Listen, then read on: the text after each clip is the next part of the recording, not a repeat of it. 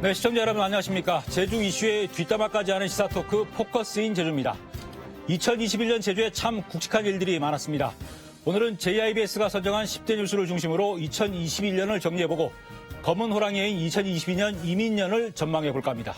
더불어민주당의 강성희 도의원과 국민의힘 이경영 도의원 그리고 현장 취재를 해온 이호영 기자와 함께하겠습니다. 네, 세 분 반갑습니다. 네, 반갑습니다. 자, 먼저 2021년 가장 큰 이슈가 뭐니 해도 코로나19였습니다. 두 도의원께서는 코로나19 진단검사 몇 차례나 받으셨는지요?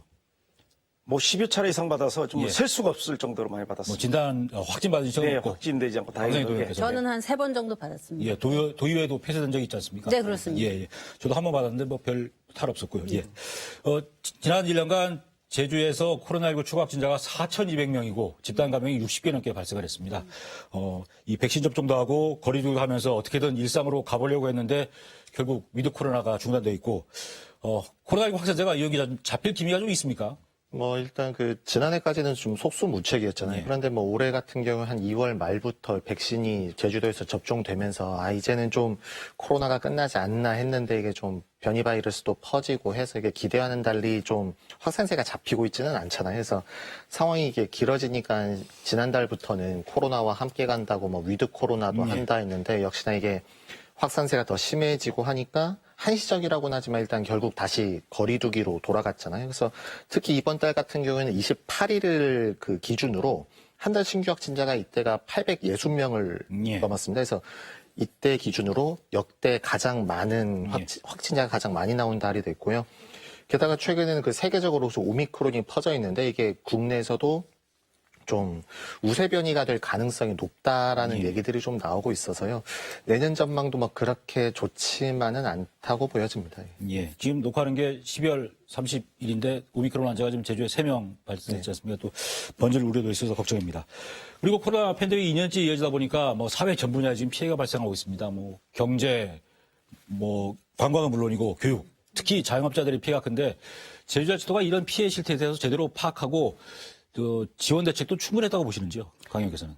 저희는 지난번에도 긴급 재난 지원과 관련해가지고 이제 정말로 지금 피해를 보고 있는 관광업계라든지 그다음에 자영업자들에 대해서 100만 원씩 긴급하게 지원하기도 하고 그랬는데 정말로 현장에 가서 보면 굉장히 부족하다 그래요. 그리고 또 미스매칭이라고 합니까? 원래 이게 지원 대상이 아님에도 불구하고 사업자 등록을 하고 있거나 이러면 또 지원이 되고 그렇지 않고 예전에 다른 어떤 이유 때문에 본인이 재난지원금에서 대상에서 빠지기도 하고 그렇더라고요. 예.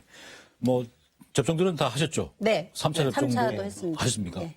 저도 부스터샷까지 했습니다. 저만 하는 거군요. 예. 고민해 보겠습니다. 아무튼 이렇게 접종도 계속 부스터샷까지 하고 위드 코로나도 멈추고 해돋이 행사까지 금지하면서 지금 어떻게든 확산세를 막고 있는데 이 오미크론 변이가 발생해서 사실 전망이 밝지는 않은데 이경영 도의원께서는 정말 어려운 질문인데 코로나 3년째인 2022년에 코로나19가 어떤 양상을 보일 거라고 생각하시는지요?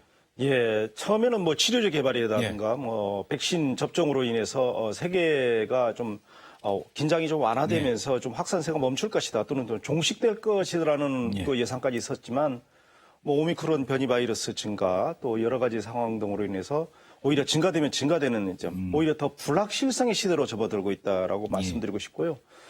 지금 세계의 코로나19로 인한 사망자가 지금 집계된 것만 540만 명입니다. 그래서 집계되지 않은 것까지 하면 6, 700만 명 정도 이상 된다고 보고 있는데 오히려 우리 긴장의 속도를 놓치지 말고요. 오히려 더 방역 수칙을 더 준수하는 그런 모범 그리고 또 보건의료직 종사자들은 감사한 마음으로 또 우리가 더욱더 우리 마음가짐을 다지는 그런 한 해가 되지 않을까 생각하고 있습니다. 코로나19가 어떻게 될지 예측을 정확히 하는 사람이 있으면 대단한 거 아닙니까? 지금 상황이 말씀하신 것처럼 불확실의 시대가 돼버렸는데 자 그리고 이제 또 시끄러웠던 문제가 제2공항이었는데 일단 지난 2월에 9개 언론사 저희도 했습니다만 공동으로 제2공항 찬반 여부를 묻는 여론조사를 해서 결론이 나겠구나 싶었는데 다시 원점이 돼버렸습니다. 국토부가 환경부에서 전략환경영향평가 동의안을 이제 발의하니까 이게 보완이 가능한지 알아보는 또 용역을 7개월짜리 발주해서 결국 차기 정부가 결정하게 해버렸는데 문제는 뭐냐면 지금 여야 대선 후보들이 생각하는 제2공항에 대한 시각이 다르던데요. 앞으로 제2공항 우선 강성희 의원께서는 어떻게 될 거라고 보시는지요? 제2공항 관련해가지고 저희도 되게 안타까운 지점은 2015년 그 11월에 발표할 때까지는 제2공항이 필요하다라고 하는 게 뭐 70% 이상이었는데 지금 한 6년 사이에 굉장히 도민분들이 이 제주의 환경 문제, 그 환경 수용력에 대한 어떤 걱정들이 너무 높아지면서 이제 그 반대 의견이 굉장히 많아지기 시작한 거 아닙니까? 그럼에도 불구하고 국책 사업으로서 지금 뭐 올해만 해도 잠깐 이제 위드 코로나가 되면서 이제 제주에 이제 그 찾아오는 관광객이라든지 이런 입도민들이 많아지면서 굉장히 또 붐비는 현상이 발생을 하니까 또 도민들 사이에서는 제2공항에 대한 제주공항 확충에 대한 그런 또 의견들이 계신 거예요. 그래서 지금 한 50대 50 정도의 상황인 걸로 보면 결정 내리기 굉장히 어려운 지점에 있다라는 생각이 듭니다. 만약에 이재명 후보가 대통령에 당선되면 제2공항에 대해서 어떻게 결론을 내릴 거라고 생각하십니까?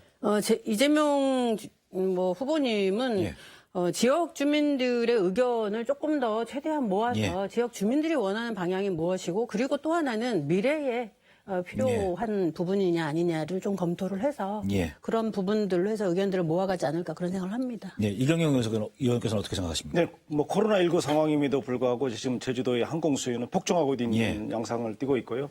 항공권 구하기도 힘들고 항공권의 가격이 상당히 인상된 그런 느낌을 받고 있습니다. 국민의힘 제주도당 입장에서는 당론으로 이제 제2공항 추진을 추진한 바 있고요.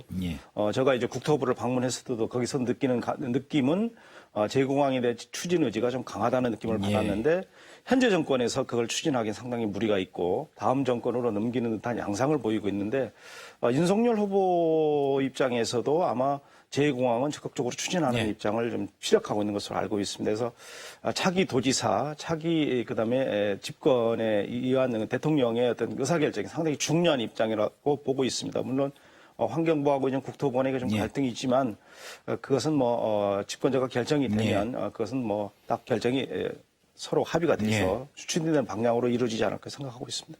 자, 이현 기자, 국토부에서 2022년 제2공항 예산을 425억 원을 편성을 한 게 결국은 제2공항을 추진하겠다는 의지를 은연중에 표현한 것 같은데 결국 내년 3월에 대선에서 누가 승리하느냐 이게 제2공항의 운명을 결정하지 않을까요?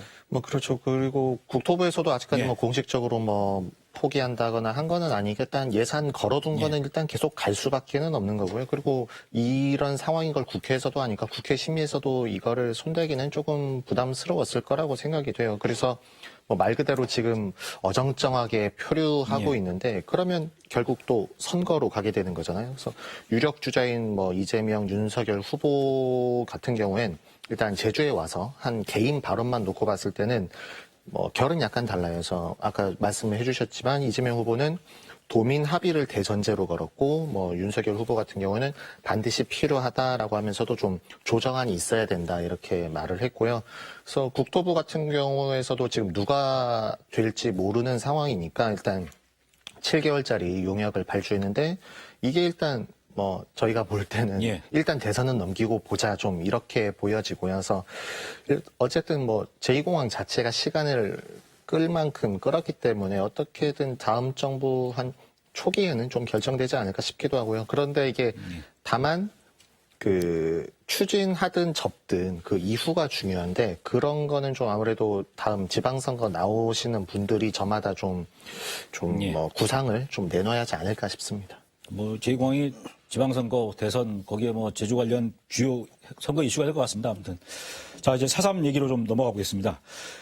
제주 4.3이 역사적인 계기가 마련됐습니다. 정부가, 국가가 4.3 희생자와 유족들에게 보상을 하고, 그리고 재심을 통해서 전과자 낙인도 지울 수 있게 4.3 특별법이 20년 만에 전면 개정이 됐는데, 두 차례 이 개정을 통해서 어떤 부분들이 보완됐는지 내용을 좀 이현 기자 정리를 좀 해주시죠. 일단 4.3 완전 해결에 있어서 꼭 필요하다고 한 게 일단 명예회복하고 희생자 배보상이었잖아요. 그래서 이 내용이 일단 개정안에 담겼고요. 우선 명예회복 같은 측면에서는 형사재판 수형인 희생자에 대해서는 검찰이 일괄재심 할 수 있게 했고요.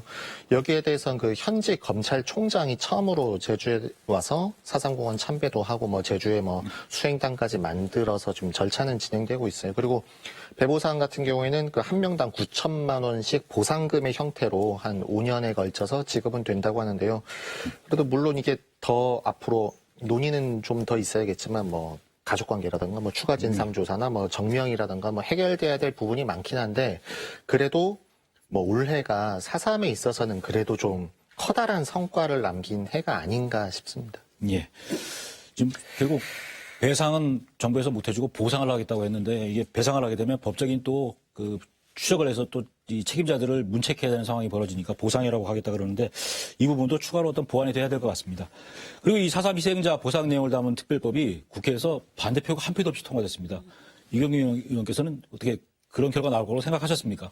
4.3에 대해서는 이제 국민의 시각이 바뀌었고요. 예. 그렇다면 국회의원의 예. 어떤 입장도 당연히 국민의 시각에 따라서 바뀌는 게 당연하고 또 4.3에 대한 어떤 배상의 문제는 뭐 역사의 어떤 그 흐름이죠. 그러니까 예. 그 흐름을 누구도 이제 건너뛸 수는 없다 이렇게 보고 있었습니다. 네, 황상희 의원께서도 뭐 예상하셨던 결과입니까? 반대표가 하나도 안 나오는 게.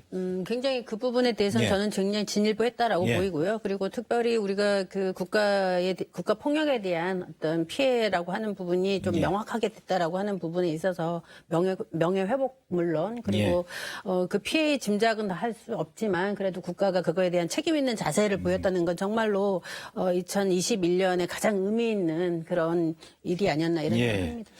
그런데 이 가족관계 특례 조항이 법무부가 반대를 해서 무산됐습니다. 그래서 4.3 당시에 희생된 남편과 아버지가 내 진짜 남편이고 내 진짜 아버지라는 거를 유족들이 아주 복잡한 소송을 통해서 이겨야만 지금 보상을 받을 수 있게 됐는데 보상이 곧 시작됩니다. 이거 빨리 보완이 돼야 되지 않을까요?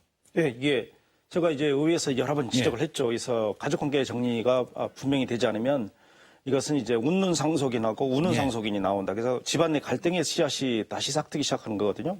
그래서 이게 무슨 거냐면 당시에는 혼인신고에 대한 관념이 없었어요. 그래서 1948년도에서 50년도 사이에 혼인신고에 대한 관념이 없다 보니까 부부임에도 불구하고 사상으로 인해서 한쪽이 희생이 되면 나머지는 사실상의 배우자임에도 불구하고 이제 상속이 문제로 예. 정부에서 접근하다 보니까 상속권자가 아니기 때문에 배부상에서 제외돼 버리고 그다음에 부모와 자식 간에도 출생신고를 이 연자제에 예. 대한 피해가 우려되면서 남의 호적에다가 예. 입적을 시키는 그런 과정이 있겠기 때문에 이 과정에서 나중에 이제 상속권자가 또 달라지는 이런 문제가 있어서 예. 상속의 문제를 뛰어넘어서 진정한 화해와 상생을 원한다면 보상의 문제라면 이런 것까지 감안하는 법률을 만들어서야 예. 되지 않나 생각을 하고 있고요. 두 번째는 뭐냐면 이것이 위자료라고 위자의 측면을 강조하고 있다면 위자라는 것은 정신적 고통에 대한 배상이거든요. 예. 그러면 정신적 고통은 희생자 본인뿐만 아니라 희생자의 가족 그리고 유족들까지도 상당히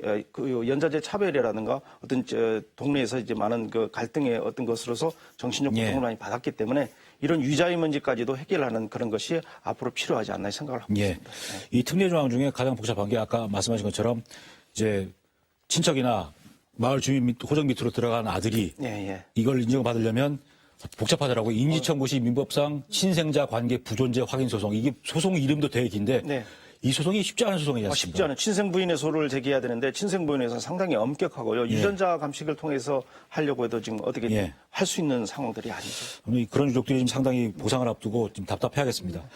자, 그리고 이제 4.3의 완전한 해결을 위해서 남아있는 가장 중요한 게 4.3의 진짜 이름을 정하는 정령인데요. 이제는 논의를 시작해도 되지 않을까요?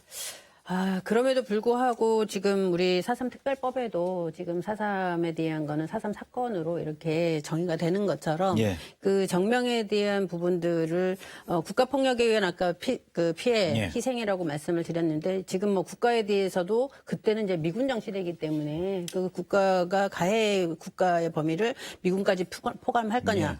그리고 또 이 이제 보상이라고 하는 것이 이제 국가의 책임으로 돌렸긴 했지만 그럼에도 불구하고 이제 가해의 범위를 예. 어떻게 이제 우리가 조사로 밝혀낼 수 있겠느냐라고 하는 미군까지도 부분이 포함할 수도 있고. 예, 예. 그런 부분들 예. 때문에 정명에 대한 협의는 앞서 포괄적으로 우리가 이게 그 정말로 화해와 상생의 법으로 그 4.3을 바라봐야 된다라고 하는 그 커다란 좀 그 대전제를 깔린 예. 내용을 포함한 정명 논의가 돼야 될 것 같습니다.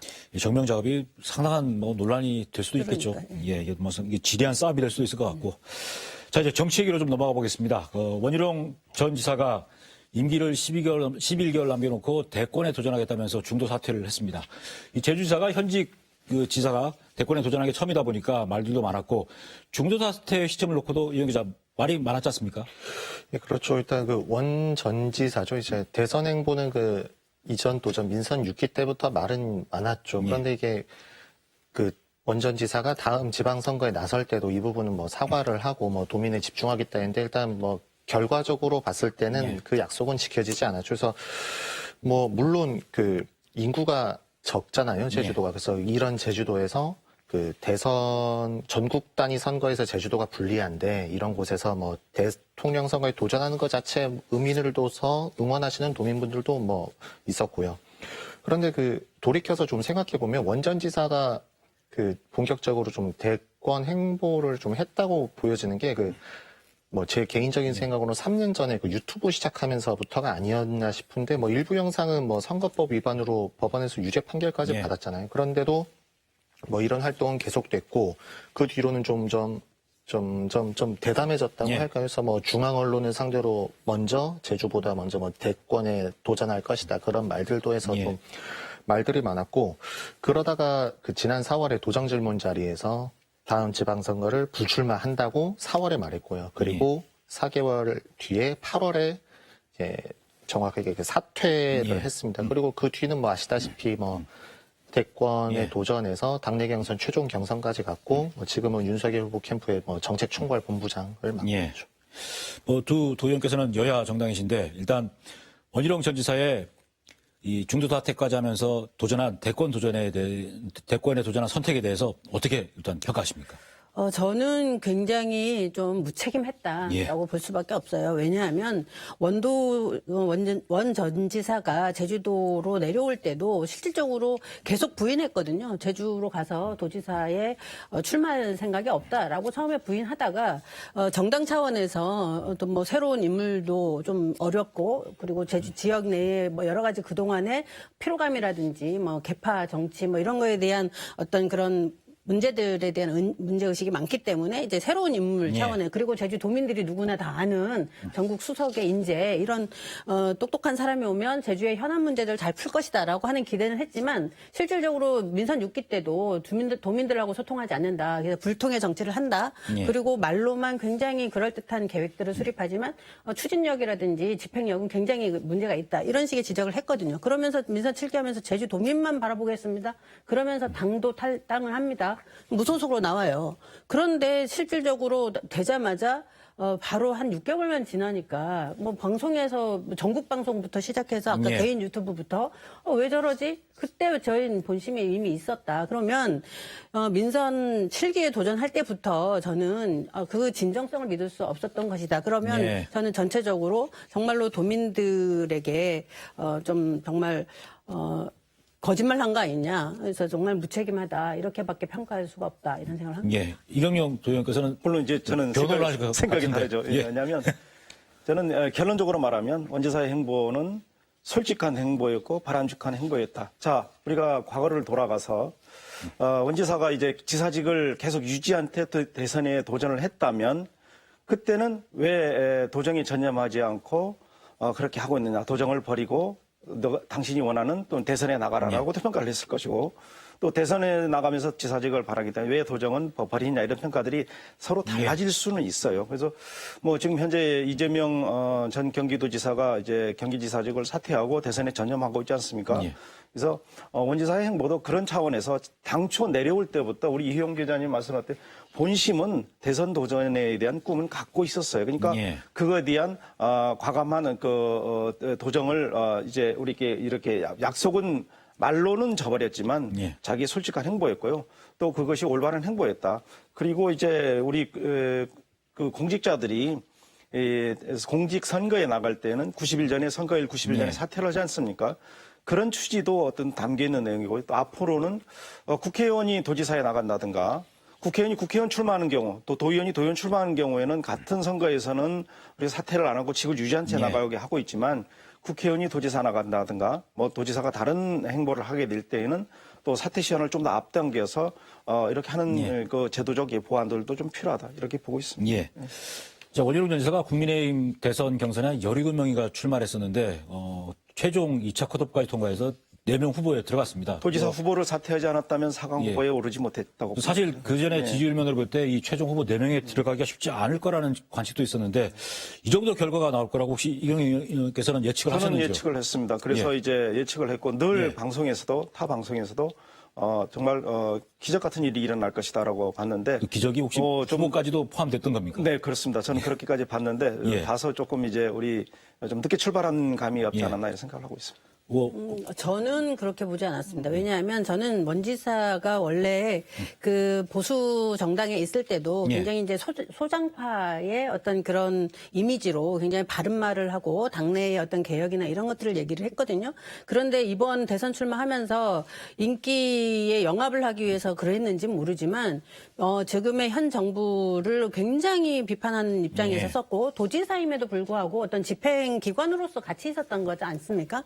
그럼에도 불구하고 저는 그런 형태의 행보가 과연 우리 그 국민들에게 봤을 때 그 사람의 어떤 이제까지 살아왔던 어떤 정치 행보 이런 것들이 왜 저런 형태로 바뀌는지 도저히 납득이 안 되는 그런 지점이 생겼거든요. 그걸 인기 영합적으로밖에 저는 생각할 수가 없더라고요. 예. 원희룡 전 지사가 지금 현재 국민의힘 중앙당 선거대책위원회 정책총괄본부장을 맡고 있습니다. 향후 정책문은 어떻게 갈 거라고 보십니까? 이경영 의원께서는. 뭐 국민들이 다 예측을 하고 있죠. 윤석열 후보가 만약에 대선에 승리해서 집권하게 되면 원희룡 지사는 바로 이제 당대표이거나 아니면 차기 대선 후보군의 가장 유력한 후보군으로 등장할 수 있는 계기가 마련되고요.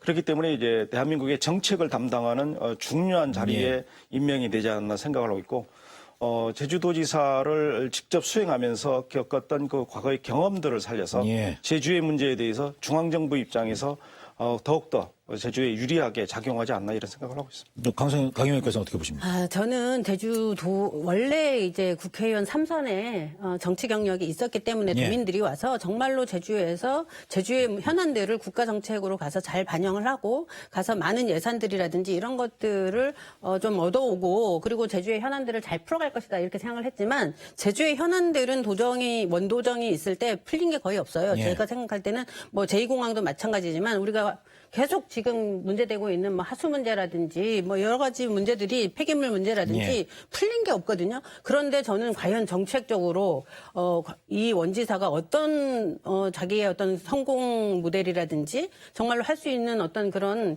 그 체계적인 그런 게 그림이 없다고 저는 생각하거든요. 그래서 아까 말씀드린 것처럼 계속 그 문정부에 대한 정책을 비판하는 정도인 거지 어떤 내용을 가지고 있지 않다라는 생각이 들기 때문에 그거는 국민들이 바라볼 때도 그렇게 느낄 것이다라는 생각을 합니다. 예.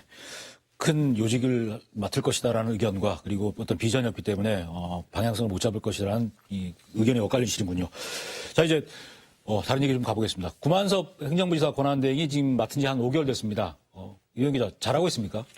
뭐 아무래도 그 구만섭 권한대행 자체가 예전에 그 천안시장 권한대행도 했었잖아요. 그래서 뭐 그런 경력도 있고 일단 뭐 여러 가지가 뭐 평가는 있겠지만 뭐 행정의 연속성 유지라던가 일단 뭐 리스크 관리에는 좀 주력하는 모습을 보이고 있어요. 일단 여기서는 일단 크게 뭐 파열음은 나오고 있는 것 같지는 않고 정부가 시키는 대로만 하면 되니까 파열음이 안 나온다. 일단 그 행정의 연속성을 유지하는 이게 것도 정부가 중요하잖아요. 하라는 대로만 하면 되는 일단은 겁니까? 정치인이 아니지 않습니까? 공무원이니까요. 그런데 다만 이제 공무원과 그 정치인 사이에서 이렇게 결단을 해야 되는 게 인사인데 뭐 아무래도 지금 뭐 여기서는 좀 고민을 하고 있는 것 같아요. 그래서 공기업이나 출자 출연 기관장 인사는 좀 새로 꼽아야 되는 곳이 많은데 일단 좀 반드시 해야 되는 곳 말고는 좀 미루고 있어요. 아무래도 뽑아놨는데 다음 도지사가 뭐 아차리 좀 있을 수도 있고 그리고 이제 뭐잖아 공무원 정기 인사도 있는데 이게 지방선거 전이잖아요. 물론 뭐 권한대행이 지역 연고가 없어서 뭐 측근도 없다라고는 하겠지만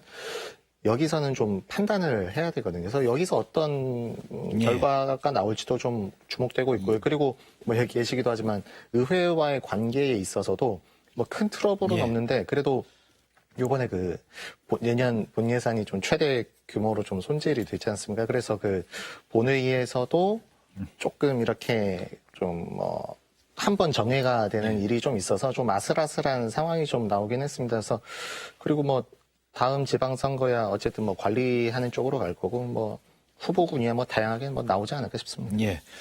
제가 뭐 내년 2022년 지방선거 도지사 선거가 현직 지사가 없는 무주공산 선거다 보니까 경쟁이 치열할 텐데 지금 더불어민주당은 출마할 후보군이 너무 많아서 걱정이신 것 같고 국민의힘은 좀 뚜렷한 후보군이 아직 나타나고 있지 않은 것 같은데 두 정당에서 어떤 분들이 지금 출마를 준비하고 계신지 먼저 이경영 의원께서는. 지금 출마를 예. 거론되는 분들은 이제 그렇게 많지는 않죠. 우리 예. 국민의힘에서는 이게 대선에 집중하는 양상을 보이고 있고요. 지금 이제 문성유 자산관리공사 이제 전 예. 사장이 사퇴하고 이제 출마를 준비하는 것으로 알고 있고, 그리고 이제 뭐 공식으로 얘기는 하지 않았지만 뭐 제주시장 이제 안동구 시장 정도도 예. 생각은 있는 것 같습니다. 예. 보면 뭐 선언 못하지만. 그리고 또 그 외에도 이제 거론되지 않은 몇 분 정도가 이제 있고 또 이제 뭐 도당위원장을 하는 허양진 총장도 거론되고 있고요. 또 그 허모 뭐 당협위원장도 거론되고 있지만 공식성상에서 출마를 선언하는 것은 예. 없고 아마 대통령 선거가 끝나면 가시화되지 않을까 생각합니다. 예.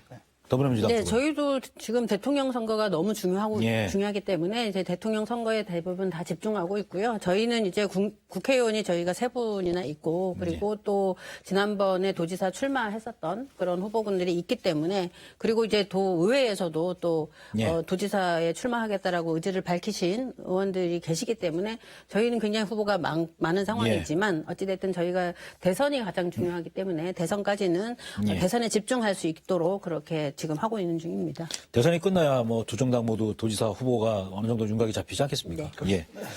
자, 이제 집값, 뭐 난개발, 환경 쪽 얘기로 좀 넘어가 보겠습니다. 먼저 집값 얘기를 좀 해보면 요새 아파트 값이 너무 뛰었습니다. 3.3제곱미터당 분양가가 2,200만 원을 넘어서 지금 서울에 이어서 전국 두 번째로 비싸졌는데 이현 기자 이게 그 민간 아파트 초고가 분양 탓도 있지만은 투기 세력이 제주에 와서 좀 휩쓸고 간 영향도 있는 거 아닌가요? 일단 뭐 업계에서는 그렇게 말들은 하고 있습니다. 그리고 가격 같은 경우도 뭐 올라도 지금 너무 예. 오른 상태잖아요. 그래서 뭐 일단 뭐 얘기들을 하는 거는 실수요보다도 뭐 투기성 거래가 크게 작용했다라고들 말들은 하고 있고요. 그리고 민간 아파트 분양 현장 같은 데 가보면 뭐 아직도 뭐 분양권 뭐 여러 가지 제도가 있지만 분양권 전매를 노린 떴다방은 뭐 여전히 있는 상태고요. 그리고 실제로 뭐 이게 수치상으로 봤을 때는 9월까지 주택 매매 거래가 9,300여 건 정도인데 여기서 30% 정도가 외지인이 사들인 걸로 돼 있어요. 이게 실거주라고 보기는 좀 어려울 것 같고 업계에서 또 말하기로는 이런 게 좀 지난해 한 11월부터 이게 좀 묻지마 그 매입이나 투자가 좀 있었다고는 하더라고요. 그래서 아무래도 제주도가 그 부동산 그 조정 지역이 좀 아니니까 그런 영향이 있는 것 같기도 하고 특히 이게 그 핵심 지역 있잖아요. 그 제주시, 뭐 노형동이나 뭐 연동이나 뭐 아라동 같은 곳에 그런 투기성 수요가 들어오면서 여기가 오르니까 좀 전체적인 그 값 상승을 좀 불러오지 않았나 좀 그렇게 보고 있습니다. 예. 강 의원님, 그 원희룡 전 지사가 한때 그 집값을 잡겠다면서 행복주택 같은 공공주택을 뭐 1만 원 이상 공급해서 잡겠다 이렇게 했었는데 지금 이 시점에 집값을 보면 결국 원희룡 도정의 집값 정책은 실패한 거 아닙니까? 뭐 집값은 예. 이제 뭐 지방자치단체에서 어떻게 할 수 있는 사안들이 예. 굉장히 부족하고요. 한편으로 지금 그 공공주택의 1만 호 공약은 주거 약자분들을 예. 위한 정책이었죠. 그러니까 이제 그거를 부동산 가격 안정화의 대책으로 말한 게 잘못된 거고요. 예. 그래서 지금 그럼에도 불구하고 원지사가 이제 취약한 그 계층의 이제 주거 안정권을 보장하기 위해서 예. 공공주택 1만 호에 대한 부분들을 매개하는 건 그 방향은 맞다고 봅니다. 왜냐하면 저희가 그 주택 수요가 굉장히 두 그룹으로 나눠져 있습니다. 이제 자기 집을 정말로 가지고 어떤 자산 투자 형태로 가시는 분이 있고 정말로 살 집을 안정적으로 살 집을 원하시는 분들이 있기 때문에 예. 그 공공주택 확대는 저는 항상 필요하다고 예. 보고 1만 호를 달성을 못했죠. 2022년까지 앞당기겠다고 공약은 했지만 지금 한 뭐 4,000호 정도 예. 정도만 지금 이제 그 수요로 해서 이제 집을 지었고 공급을 한 상황이고 지금 뭐 6,000호 정도 남아 있는 상황인데 저는 그거는 좀 예. 부동산 가격하고는 좀 맞지 예. 않는 정책이었다 이렇게 얘기합니다. 실소유와 투자 수요의 싸움에서 지금 투자 수요가 세다 보니까 집값이 올라갔다고 이렇게 보시는 거군요. 그렇죠. 예. 그래서 제주자치도가 민간 아파트 초고가 분양 받겠다면서 이 민간 아파트 분양가 규제 대책을 만들겠다고 발표했습니다. 이게 근데 사실상 가능한 겁니까? 지방자치단체 차원에서? 저는 이 중앙정부에서도 그동안 민간 분양 아파트 규제, 분양가 규제 예. 정책을 계속 펴왔지 않나요? 근데 성공했다고 이제 예. 평가를 못 하고 하지 않습니까? 그거는요, 일단 공시지가 가격이 상승했죠. 토지의 공시지가 가격이 상되면 당연히 토지 가격이 상승될 수밖에 없는 것이고요. 예. 거기에다가 인건비 상승, 그다음에 자재비 상승, 그러면 이제 건설 비용이 증가가 당연히 따라다닙니다. 그러면 이런 공급 측면의 어떤 문제가 따라다니고 여기에다가 아까 우리가 지금까지 논의했던 가수요, 투기 수요까지 가세돼서 고가 아파트에 대한 우리 제주도에 대한 아파트 수요가 예. 증가된 거예요. 그러니까 경기 수도권에 또는 서울권에 대해서 상대적으로 저렴한 제주도의 어떤 아파트 가격을 미리 선점하는 그런 수요까지 가세하다 보니까 이런 현상이 됐는데 이런 종합적인 요인을 전부 통제하지 않으면 민간 분양가 예. 규제만으로는 이것은 성공하기 어렵다. 예. 그렇게 보고 있습니다. 그리고 집값이 떨어지기만 기다려야 되는 거네요. 지방자치단체 차원에서는. 자, 그리고 이 아파트 값이 폭등하던 시기에 불거진 게 제주판 대장동이라는 별명이 붙여진 오등봉 도시공원 민간특례 사업이었습니다. 이 제주시가 불법하고 위반만 하지 않았지 동원할 수 있는 편법을 다 동원해서 하다 보니까 논란도 커진 것 같은데, 좀 내용을 좀 이영 기자 먼저 정리를 좀 해주시죠. 본회의에서 동의안에 찬성표를 던지신 분이 여기 두 분 계시기는 하고, 물론 그 의원님들이 기관이고 해서 지역 대표성이 있어서 개개인의 판단은 존중합니다만, 저 개인적으로는 이 사업에 있어서 좋은 말은 하기는 좀 어렵습니다. 예. 그래서 민간 특례 사업이 논란은 작년부터 있었는데 이게 올해 들어서 좀 더 심해졌죠. 그래서 지난해 하반기부터 이게 각종 심의들이 좀 이게 시작이 됐는데 이게 거의 다 자동문 수준으로 통과가 됐어요. 그래서 오등봉 같은 경우도 도시계획 심의에서 한 번 재심의가 됐긴 했는데 이게 2주 만에 바로 뒤집혀서 다시 통과도 되고 예. 환경영향 평가도 이거는 아주 문제가 많다라고 예전에 얘기가 많이 나왔는데 환경영향 평가도 한 번에 통과돼서 도의회로 넘어갔어요.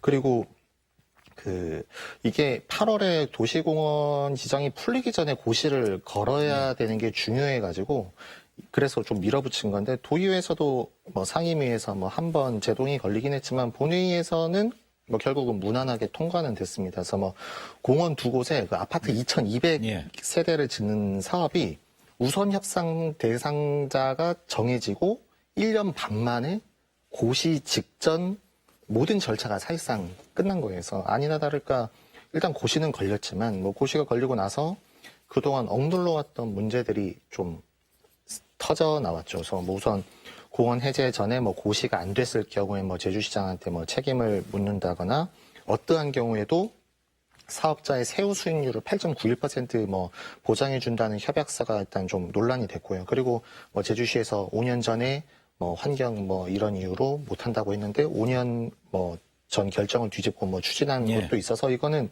감사원 감사도 있고 지금 소송도 들어가 있잖아요. 그래서 예. 게다가 그 전부터 토지 가격 상승도 있어서 수차례 토지 감정에서는 좀 파열음이 있을 것이다 이런 예견들이 있었는데 아니나 다를까 감정에서만 2달이 좀 늦춰졌어요. 딜레이가 됐는데 어쨌든 결과는 끝나 있는데 제주시는 일단 이 결과를 지금 잡고 있어요. 공개하지 않고 있는데 다음 절차도 밟지 않고 일단 사업을 보류시키고 있죠. 그동안은 거의 초스피드로 진행해 왔지만 정작 지금은 예. 그 문제들이 터지면서 좀 멈춰져 있고 의회에서도 일단 공유재산 심의는 좀 미루고 있는 상태죠. 예. 그렇습니다. 민간특례 사업의 긴 역사를 좀 들으셨습니다. 여러 가지 복잡한 과정이지만 정말 빨리 진행됐습니다. 이게 그 정도 진행되려면 다른 개발 사업 같은 경우는 제가 보기엔 10년 걸립니다. 10년. 지금 오라 단지도 7년 정도 추진했는데 결국 무산되긴 했습니다만은 너무 초스피드로 진행됐고 사실 그 셀프 인허가도 많았고요. 또 최근에 그 사업자하고 맺은 불공정 협약서가 공개돼서 파장이 커졌는데 이런 논란을 혹시 그 해당 상임위 위원장이신 강 의원께서는 예측을 못 하신 건가요? 아니 예측이라기보다는 예. 이 민간특례 사업은 이제 기존의 대규모 개발 사업하고는 다르게 봐야 예. 됩니다. 실질적으로 계속 우리가 상임위에서도 고민했던 지점은 뭐냐면 우리가 지금 도시 기본시설 이렇게 시설들 중에서 계획된 시설들이 이제 일몰제로 걸리는 장기 미집행 시설들을 어떻게 보완할 것이냐라고 하는 것들을 2015년 민선 6기 때부터 계속 질의를 했어요. 그런데 원지사는 지방채를 더 갚겠다라고 해가지고 지방채 제로 선언을 하면서 원래 이제 수익이 제주의 어떤 재정이 좀 여력이 좋았을 때 그런 부분들을 미리 좀 이렇게 매입을 해서 공원 조성하고 그런 부분에 대해서 더 투자를 했으면 이런 문제 안 생겼을 겁니다. 그런데 2018년까지도 우리 39개 도시공원으로 지정된 것들을 전부 다 지방채 발행을 해서라도 매입을 하겠다 이렇게 선언을 했다가 계속 지가가 오르니까 이걸 도저히 할 수가 없다라고 해가지고 동부공원, 중부공원, 오등봉공원은 다른 방향으로 이제 방향을 선회를 한 겁니다. 그게 2019년이에요. 그러니까 지금 2021년 8월에 지금 일몰제를 앞두고 있는데 그 사이에 할 수 있는 것들을 찾아보니까 이제 민간특례 사업이라고 하는 게 있었고 그 부분으로 이제 이거가 추진이 됐던 거거든요.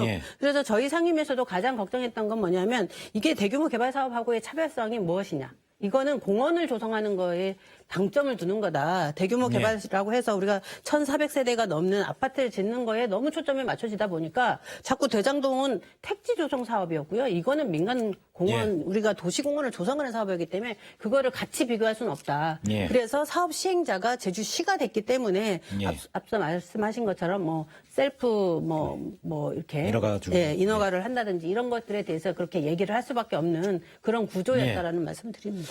사업 성격이 대장동하고 다르긴 합니다만은 이게 무슨 일이 있어도 개발 사업자에게 8.9%의 개발 이익을 주고 그리고 초과 개발 이익 환수 방법은 엉성하다 보니까 결국 이 대장동 아니냐 이런 얘기가 나왔던 건데요.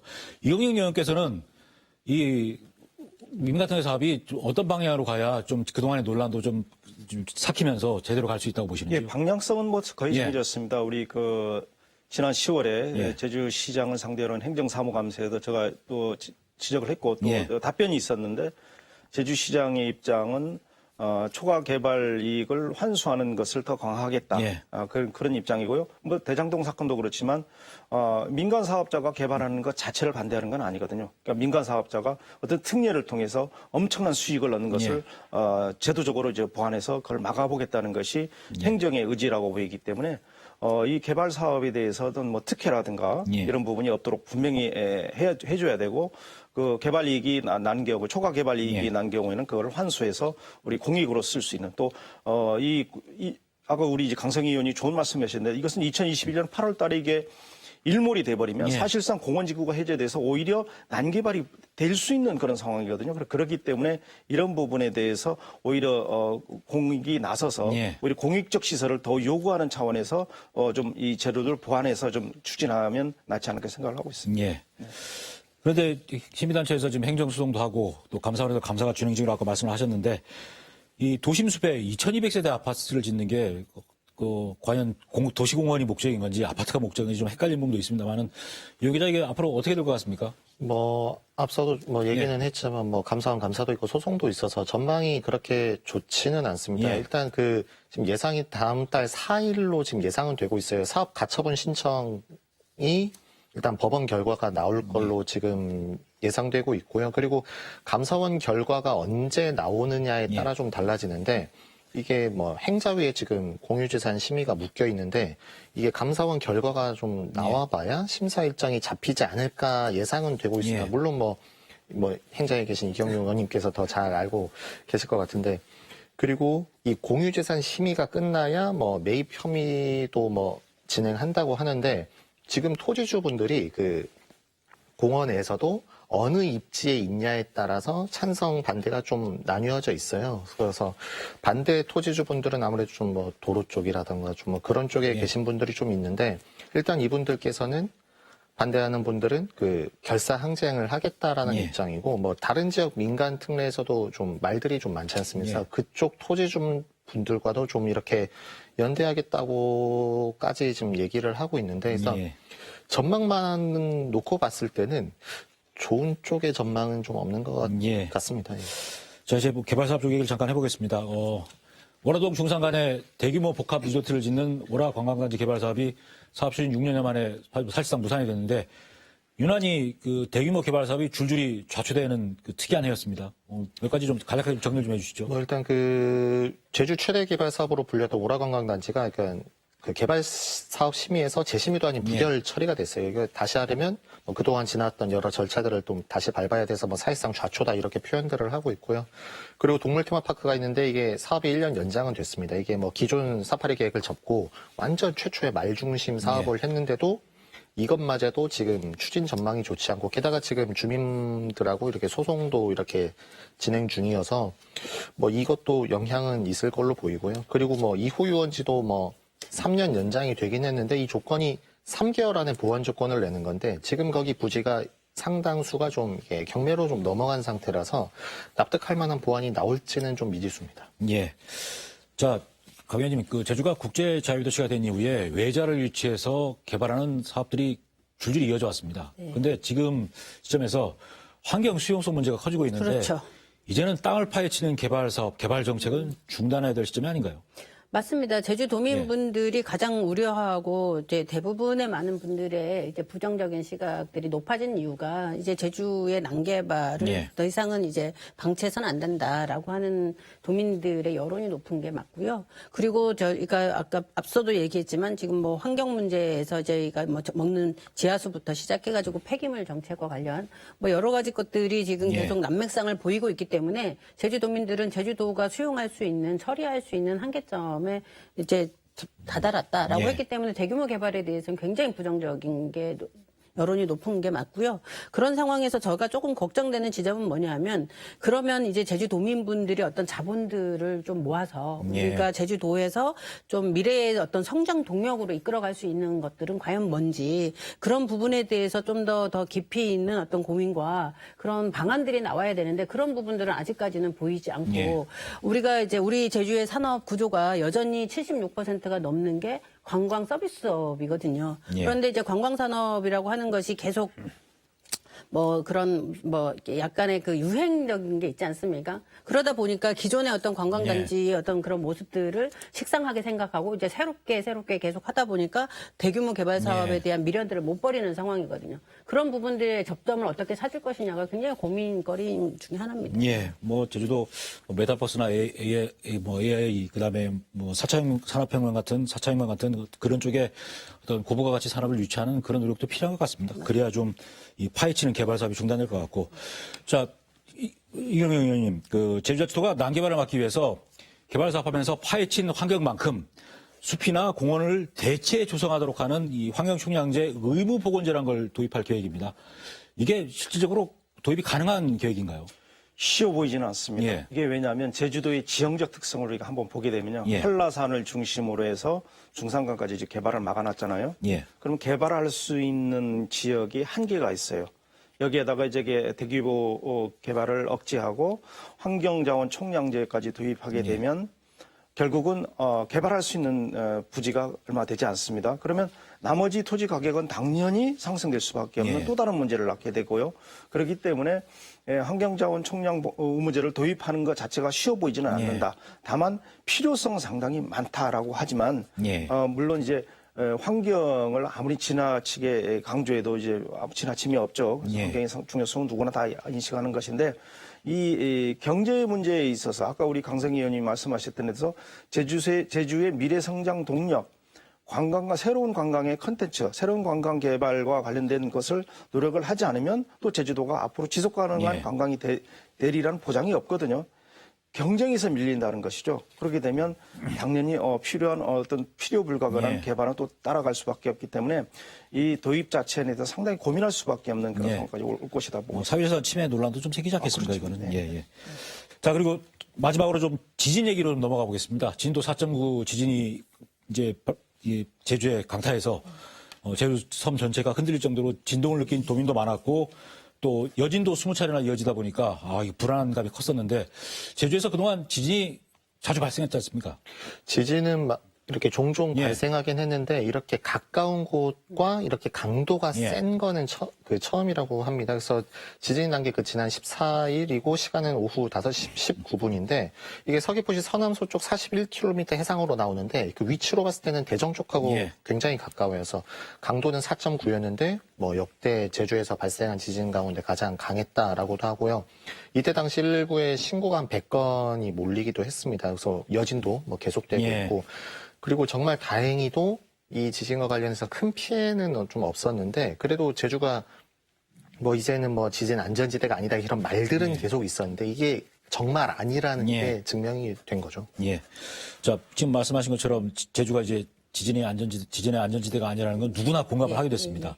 그런데 2017년에 제주자치도가 제주형 지진방제 종합계획을 만들었는데 아직도 제대로 안 된 부분이 많습니다. 빨리 보완하라고 어떤 요구를 지금 하고 계신지요? 일단은 요번에도 우리가 예. 전화로 해가지고 이제 예. 경보가 울리긴 했지만 이게 제주도 차원으로 이루어진 건 아니었고 이제 중앙방재단 예. 차원에서 된 건데 저희는 이제 정말로 이제 제주 가까운 곳에서도 지진이 일어날 수 있다라고 하는 걸 체감한 거 아닙니까? 예. 2016년에 경주 지진이라든지 2017년에 경주하면서 이제 신규로 지어지는 어떤 주택에 대해서는 이제 지진 보강 예. 그런 형태로 이제 설계들을 하도록 되어 있습니다. 안전 보강들이. 그런데 지금 저희가 이제 30년 넘은 노후 주택들도 있고 또 공공시설들도 있고 이런 부분에 대해서 좀 더 발빠르게 안전 보강들이 돼야 된다는 생각이 예. 들고요. 또 하나는 저희가 다 해안가 중심에 이제 예. 그런 뭐 어촌이라든지 이런 주거 지역들이 가까이 있지 않습니까? 그러면 해일이 일어났을 경우에 어떻게 할 거냐라고 하는 부분에 대해서는 정말로 좀 더 이렇게 우리가 연습도 하고 이게 그거에 대한 어떤 훈련들도 예. 좀 민간 차원에서도 좀 할 수 있는 그런 것들에 대한 프로세스들이 예. 빨리 만들어져야 될 것 같습니다. 이경영 의원께서는 어떤 좀 보완이 필요하다고 보시는지요? 자, 우리 과거로 돌아가면요. 우리 어릴 때 최근 몇십 년 전까지 민방위 훈련을 했지 않습니까? 예. 그러니까 우리가 훈련이 일상화되는데 어느 한순간부터 사이렌 소리에 우리가 반응하지 않는 그런 시대가 돼버렸어요. 그래서 이번 지진 대피 훈련 같은 경우도 방송에 나와서 대피하는 사람도 있지만 그냥 평상시 같이 이제 행동했던 그런 것들이 지금 그만큼 우리가 경각심이 늦춰졌다는 거죠. 그래서 이 일본이라든가 이런 재난이 많이 발생하는 국가에서는 이게 일상화됐지 않습니까? 그러니까 아무리 제도가 좋더라 하더라도 이것을 훈련처럼 우리가 일상화시키는 그런 작업들이 필요하고 이런 것을 과거의 어떤 민방위 훈련, 재난 대피 훈련 이런 것을 우리 좀 자주 이렇게 하는 이제 시대가 왔다. 이렇게 또 도민들이 그렇게 또 알아줘야 된다라고 보고 있습니다. 예. 자, 끝으로 2022년 검은 호랑이 해에 어떤 바람들을 갖고 계신지 짧게 좀 들어보겠습니다. 이용 기자 먼저. 뭐 내년엔 뭐 대선하고 지방선거도 있으니까 뭐 정치가 좀 도민들에게 힘이 되는 한 해가 됐으면 좋겠습니다. 뭐 두 분께서도 많은 역할 해주시길 바라겠습니다. 이경영 의원께서는. 예.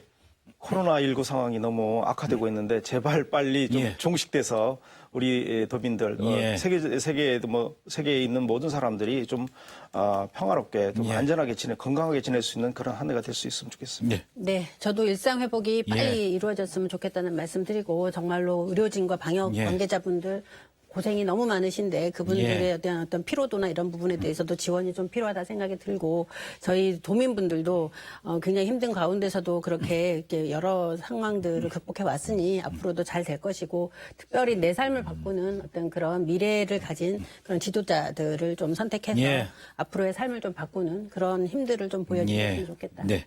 저도 일상이 회복돼서 제주에서 한 5천 명 정도 모이는 대형 콘서트 맨 앞자리에서 한번 구경했으면 좋겠습니다. 네, 오늘 세 분 말씀 고맙습니다. 예. 네, 고맙습니다. 네. 감사합니다.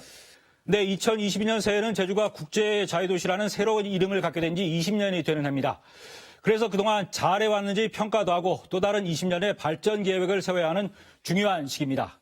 하지만 대통령 선거가 있고 뒤이어 새로운 인물을 도지사로 뽑아야 하는 지방선거가 기다리고 있습니다. 선거 바람에 휘둘리다가 2022년 상반기 6개월이 아무런 대비도 없이 지나버릴 수도 있는 겁니다. 그래서 권한대행 체제이긴 하지만 제주도정과 제주 정치권이 중심을 잡아서 도민 여론을 모아내고 미래 발전 전략의 가닥이라도 잡아놔야 한다고 감히 주문을 하고 싶습니다. 네, 포커스인 제주 오늘은 여기서 마치겠습니다. 새해 복 많이 받으십시오.